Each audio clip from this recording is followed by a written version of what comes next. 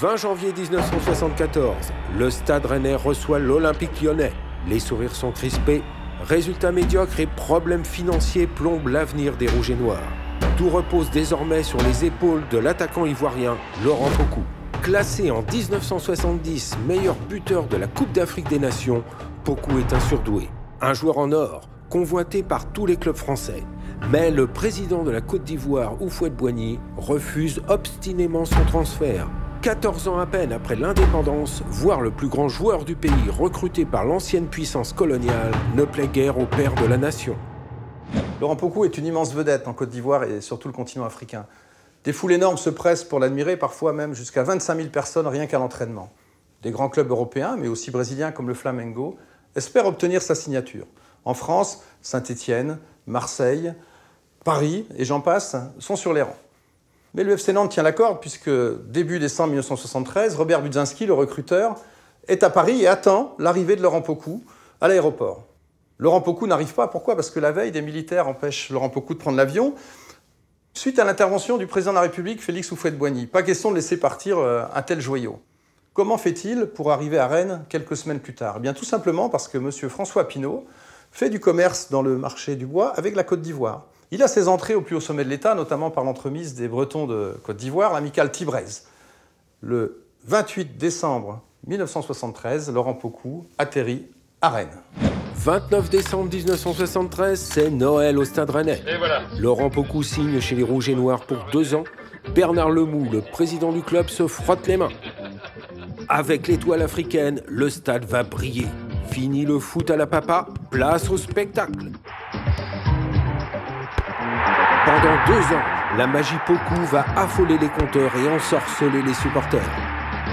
L'Ivoirien écrit la légende de l'attaquant invincible, capable, par son seul talent, de renverser le cours d'un match et de garantir l'avenir d'un club. Le Stade Rennais avait trouvé un nouveau souffle venu d'Afrique. L'avenir des clubs bretons se joue désormais en classe internationale avec des talents venus de tous les continents. Depuis les années 30, les joueurs étrangers ont toujours joué dans des clubs bretons, notamment au Stade Rennais, avec l'Allemand Walter Kaiser, qui a été le meilleur buteur du premier championnat de France professionnel en 1933. Dans les années 70, la donne change, les joueurs sont de plus en plus chers et les finances des clubs ne sont pas au mieux. La télévision n'a pas encore amené sa manne financière miraculeuse auprès des clubs bretons ou autres. 1987. Rongé par les problèmes financiers, le Brest Armorique part à la dérive. François Evinec, son président, abat sa dernière carte, l'attaquant star du Paraguay, Roberto Cabañas. Problème, Cabañas joue en Colombie à l'América de Cali, un club dont les patrons sont les frères Rodriguez. Profession, narcotrafiquant. Miguel et Gilberto refusent de se séparer d'un Roberto dont la cote grimpe de plus en plus haut. N'écoutant que son courage, François Evinec s'envole pour Cali. Hélas, le climat local n'est guère favorable au président breton. À peine arrivé à Cali, François Evinec est arrêté. Les frères Rodriguez l'accusent tout simplement d'avoir signé un faux contrat, un mensonge. Mais à Cali, les frères Rodriguez contrôlent tout, la police et la justice. François Evinec est assigné à résidence dans son hôtel défense de sortir. Les autorités françaises s'en mêlent, mais la situation reste bloquée. Alors François Evinec décide de s'évader avec un code secret, la langue bretonne, pour pas que les autres comprennent. Il finit par allier Caracas, puis Panama et la Bretagne, et avec lui, il y a Roberto Cabañas. 19 décembre 1987, c'est Noël au Brest Armorique. François Evinec est de retour, accompagné d'un Roberto attendu comme le Messie.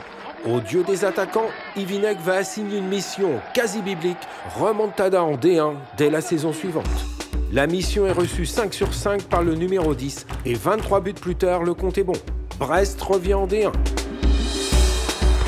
Un air latino souffle sur le stade Francis Leblé, devenu le temps d'une saison le Maracanã breton. Le jour de gloire de Roberto était arrivé, une nouvelle étoile venue du Paraguay brillait désormais au firmament du foot breton.